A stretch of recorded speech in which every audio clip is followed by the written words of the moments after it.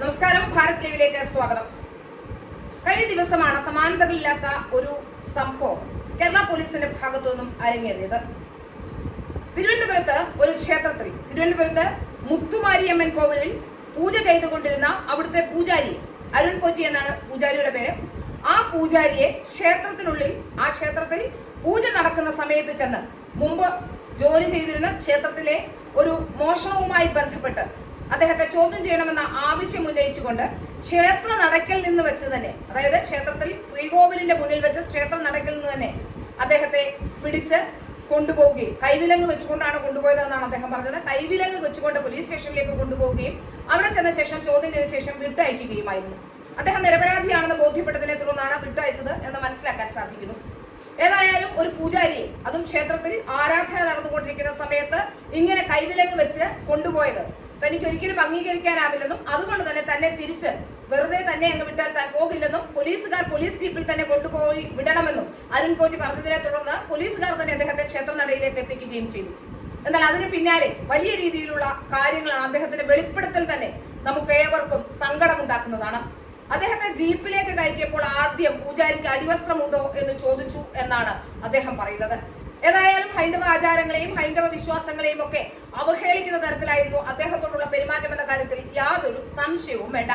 കാരണം കുറെ നാളുകളായി ഇത് തന്നെയാണ് കേരളത്തിലെ പോലീസും കേരളത്തിലെ ഭരണകൂടവും ഒക്കെ ചെയ്തുകൊണ്ടിരിക്കുന്നത്. ഏതായാലും നിരപരാധിയായ ഈ പൂജാരിയെ അറസ്റ്റ് ചെയ്തു കൊണ്ടുപോയ നടപടിക്കെതിരെ ജനങ്ങൾ അതിരൂക്ഷമായി പ്രതികരിച്ചും തുടങ്ങി. ക്ഷേത്രത്തിന്റെ ആ പൂജാ സമയത്ത് പൂജ മുടങ്ങുന്ന തരത്തിലായിരുന്നു ഇവരുടെ പ്രകടനം. രണ്ടു നേരം പൂജ മുടങ്ങുകയും ചെയ്തു എന്നുള്ളതാണ് ഏറ്റവും പ്രധാനപ്പെട്ട കാര്യം. ഏതായാലും ഒരു കാര്യം വ്യക്തമാകുന്നുണ്ട്, ഇദ്ദേഹം നിരപരാധിയാണ് എന്ന് ബോധ്യമായതിനെ തുടർന്ന് വിട്ടയക്കുകയെങ്കിലും വലിയ രീതിയിലുള്ള ജനരോഷം ഹൈന്ദവ സംഘടനകളെല്ലാം തന്നെ വിഷയം ഏറ്റെടുക്കുകയും ചെയ്തു. പൂന്തുറ CI സന്തോഷാണ് ആരോപണ നിഴലിൽ ഇപ്പോൾ നിൽക്കുന്നത്.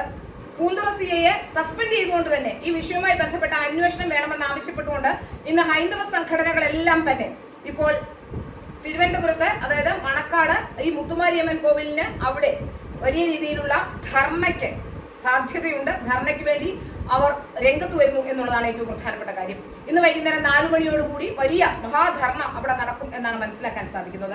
ഹൈന്ദവ ആചാരങ്ങളെ അവഹേളിക്കാനും അതുപോലെ തന്നെ ഹൈന്ദവ വിശ്വാസത്തെ അവഹേളിക്കാനും ഒക്കെ ശ്രമം നടത്തിയ പൂജാരിയുടെ അടിവസ്ത്രം തിരഞ്ഞിറങ്ങിയ CI സന്തോഷ് കുമാറിന് കൈ പൊള്ളാനുള്ള സാധ്യതയാണ് കാണുന്നത്. അത്തരത്തിലൊരു നടപടിയാണ് അദ്ദേഹം കൈക്കൊണ്ടത്. കേരളത്തിലെ ഹൈന്ദവർ ചോദിക്കാൻ ആഗ്രഹിക്കുന്ന മറ്റൊരു കാര്യമുണ്ട്. ഹിന്ദു ഒഴികെ വേറെ ഏതെങ്കിലും ഒരു മതമേലധ്യക്ഷയോ ഏതെങ്കിലും ഒരു മോസ്കിലെയോ ഏതെങ്കിലും ഒരു പള്ളിയിലെയോ ഒക്കെ അവിടുത്തെ പുരോഹിതന്മാരായിരുന്നു എങ്കിൽ ഇങ്ങനെയായിരുന്നോ കേരളത്തിലെ പോലീസ് ചെയ്യുക? ഒരാളെ ചോദ്യം ചെയ്യാൻ വിളിക്കുമ്പോൾ നോട്ടീസ് നൽകി തന്നെ ചോദ്യം ചെയ്യാൻ വിളിക്കണമെന്നാണ് ചട്ടം. എന്തുകൊണ്ടാണ് അദ്ദേഹത്തിന് നോട്ടീസ് നൽകാതെ അദ്ദേഹത്തെ അവിടെ നിന്ന് പിടിച്ചുകൊണ്ടുപോയത്? അദ്ദേഹത്തിലേക്ക് വിരൽ ചൂണ്ടുന്ന എന്ത് തെളിവാണ് കേരള പോലീസിന്റെ പക്കൽ കിട്ടിയത്? അദ്ദേഹത്തെ ചോദ്യം ചെയ്യാൻ വിളിച്ചുകൊണ്ടുപോകാൻ അല്ലെങ്കിൽ പോലീസ് വന്ന് എന്തിനാണ് വിളിച്ചുകൊണ്ടുപോയത്? അദ്ദേഹം പിറ്റേ ദിവസം രാവിലെ പോലീസ് സ്റ്റേഷനിലേക്ക് ചെല്ലാമെന്ന് പറഞ്ഞിട്ട് പോലും അത് പറ്റില്ല എന്ന് പറഞ്ഞുകൊണ്ട് ക്ഷേത്രനടയിൽ നിന്ന് അദ്ദേഹത്തെ വിലങ്ങ് വെച്ച് എന്തിനാണ് കൊണ്ടുപോയത്? ഇത്തരം ചോദ്യങ്ങൾക്ക് CI സന്തോഷ് മറുപടി പറഞ്ഞേ മതിയാകൂ.